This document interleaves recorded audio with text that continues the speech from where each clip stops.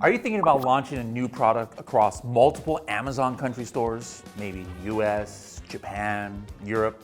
It can get overwhelming pretty fast. In this episode, we've brought together 3 sellers. They've got very different MBTI types to show you how they launched the same product. But we're going to be talking about real strategies, real tools, and a real example, a smart cat fountain.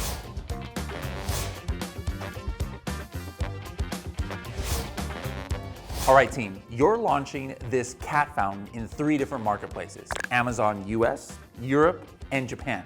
Now, you're gonna have to build your ad strategy based on a mixture of maybe insight, maybe even some instinct.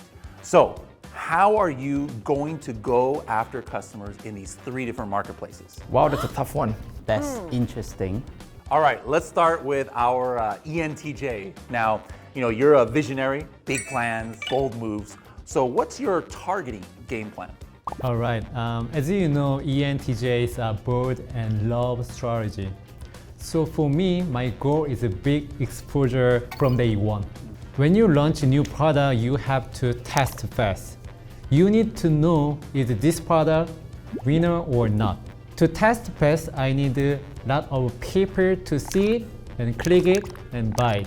That's why I will use both auto and manual campaign at the same time. For manual ads, I usually focus like this. 1 main keyword, 3 strong sub-keywords. Plus, I usually also do product targeting. Targeting the top product already selling in the specific country market. Interesting. So you are testing a lot from day one. For me, we take a more layered approach. We start with auto to harvest search terms and then use those insights to build our master keyword list. Then after about 90 days, we pull out the winners and we go deep. BPE style stands for broad phrase exact and with single keyword campaigns. Okay, that makes sense. I also use auto to find converting keywords. But when you mention waiting 90 days to pull out the winners, I've been actually starting testing something new recently called keyword groups. It's a new targeting option inside the sponsor product. How does that work? I haven't heard of that one before. You don't need to pick match type, and Amazon will auto curate keyword set based on the shopping trend. It's quite useful, especially in the first 90 days when I don't have enough data yet for my top performing keyword. I like to push all my variation at the launch to learn fast. Also about the color variation, let's say we have the pink variation. I will create exact match ad for pink plus main keyword to find the people who love pink, like a pink cat fountain. Then, auto campaign, I learn them for everything. Manual campaign, I make them super detailed, setting exact match ad for each color and each ASIN. What's your steps for doing the keyword research? My simple plan, number 1 is to use Amazon Product Opportunity Explorer. Find the top seller, check niche details, find top search terms. These are very good keywords. And then number 2, using Helium-10 too. That's a good one. Use the Celebrity tool, check what keyword the top seller is using. Pick the best one. Final plan for day 1, 1 main keyword, 3 strong sub-keywords, 10 long-tail keywords. And that's it. Ready to launch. Peter, let's move to you now. You're a tactician. Actually, I think you're like me, ISTP. So what's your strategy like? So first, I will put about 80% of my ad budget into sponsor products because it hits buyer right at the bottom of the sales funnel. Okay, when people are searching, they are most likely to buy. That's key for driving earlier sale and boosting organic ranking at launch. So that's sponsored products. What about other things like sponsored brand ads? Okay, for the rest of the 20%, I will go to sponsor brand video and also sponsor display.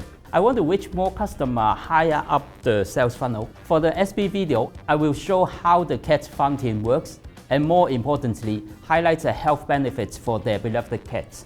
With SE sponsor display, I will focus on audience targeting for buyers who view or purchase pet-related products in the past. All right, we're talking about different countries here. So how do you tackle this issue of being able to launch in different countries and different languages? Honestly, launching in a non-English geographic is tough, especially if you don't speak the lingo. For this cat water fountain, I want to know which cat breeds are popular in each country and how local people call them.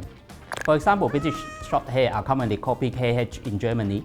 In Japan, it's even harder, as they have 3 writing systems. So the same name might appear differently, depends on the buyer. Yeah, they have like the hiragana, katakana, kanji. So how does auto campaigns maybe play in your role to help you with that? Well, auto campaign helps me to see how local are searching. If you check the search term report, you can always find some new keyword you never know before. Photo targeting ad is a must-do now. I always target the top performance cat water fountain already in the market. I split them by brand into separate campaigns, so I can easily track the performance.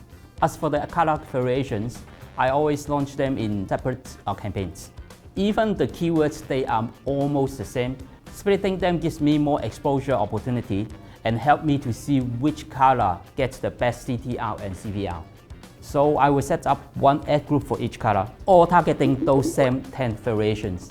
After a bit of time, I can see which color does best against which variation, making it easier to spot what is working. All right, well, thank you guys for these great tips. Let's talk about bidding. What are your bidding strategies for new products?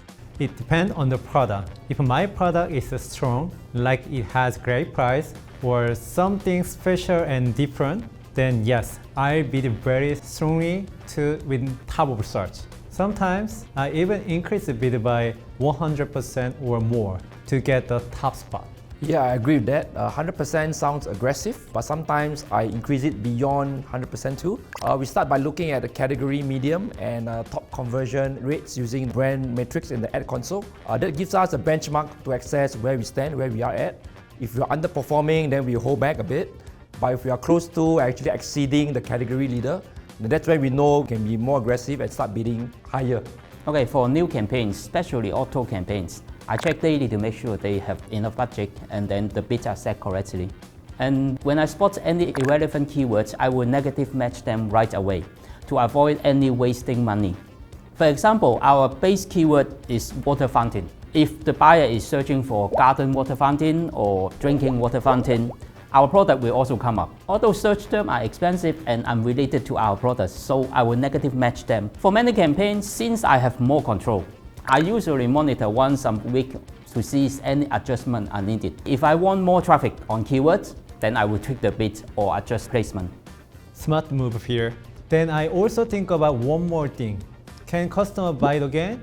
If it's food or cosmetic and customer love it, they'll buy again without ads. So bring one customer feel like a good investment. But if it's a one-time product like a cat fountain, after they buy, they don't need to buy again. So I have to spend more money to find new customer again and again. Because of this, if it's a repeat product, I use a dynamic bid, more aggressive. If it's a one-time product, I start with a default bidding and slowly increase same idea for top of search. If it's a strong repeat product, I'll set plus 50% or more for top of search to get lot of click. If not, I'm more careful. Now, it's just really interesting. We were talking earlier about this, and I thought you have to buy cat fountains often because I buy every 6 months. But he doesn't have to buy his cat fountain, so I must be buying the wrong cat fountains. So for me, you would have to use the dynamic bidding because I'm buying a lot of cat fountains. Ivan, what about your bidding strategies? For me, I do something similar. I actually monitor the A-cost very closely. It sets the boundary for how far we can stretch our bid without compromising efficiency. So for us, we look at our placement reports to see if impressions are coming from top of search, rest of search, or product detail pages. That breakdown directly informs how I adjust my bid at launch and which placements I actually prioritize. So for scaling, we layer multiple campaigns with different bidding strategies, up, down, the down only, fixed bid, and adjust our top of search placement modifier when we see too much rest of search exposure. In the US, we actually go with micro bidding and placement adjustment because there are many other products and sellers. For Japan and Europe, where the cost per clicks are generally lower, we stick to our core structure, master keyword lists, auto campaigns, and harvest search terms, and let our PPC software, we use Scale Insights in this case, to scale and optimize bids based on A-costs. All right, these are all great bidding tips here. Now, one more thing to keep in mind is special things that Amazon provides, such as the Amazon marketing stream. With this, if you're using a software like Helum10 Ads that's connected to the Amazon marketing stream, you can check how your metrics are for advertising by day of week or by hour of day. So sometimes, you might find certain days or times to be less profitable, and thus you can adjust your bidding during those time frames accordingly, using a lot of the same strategies mentioned by the speakers here. So how do you allocate bids, though, when launching products across different countries? We're talking about different countries here. That's the theme today. So Peter, let's start with you. With limited budget and times, I definitely need to prioritize.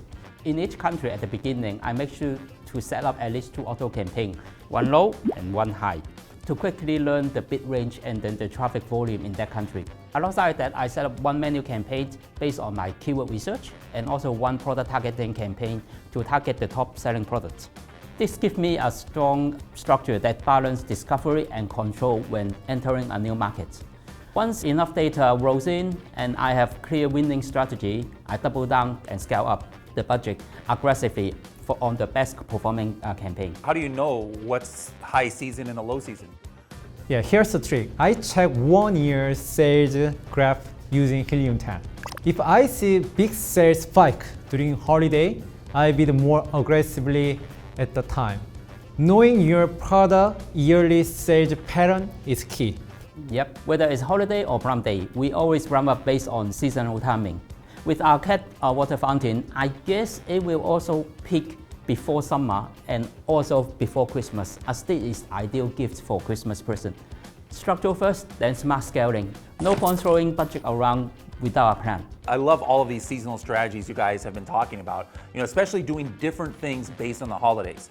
The keywords that people use to find products are for sure different during holidays. For example, during November and December, maybe the keyword Christmas gifts for cat owners, that'd be a great keyword for that product. But during July, nobody is searching Christmas gifts unless they're really trying to get their gifts way in advance. So one more thing, if you're doing different strategies during the holidays, is if you're doing sponsored video or brand sponsored display ads where you can put your own creatives, you can maybe have a holiday theme during these time periods, and that might help with conversions. So what's the playbook here?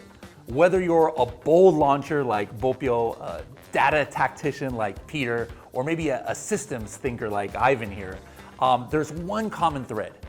Test fast, analyze faster.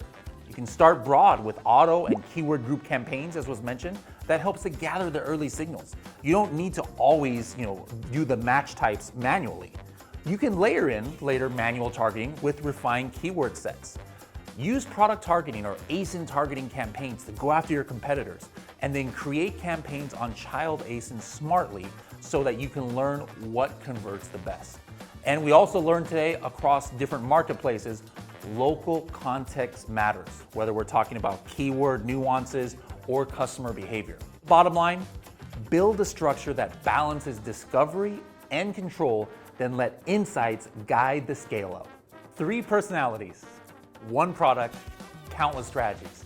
Whether you're a bold ENTJ, a calculated INTJ, or a chill ISTP, there's no one right way to launch, but there is a way that fits you. So take what works, test it, tweak it, make it yours. And hey, if you've got a favorite strategy or MBTI twin, drop it in the comments below. Don't forget to like, subscribe, and we'll see you in the next Mastermind Showdown.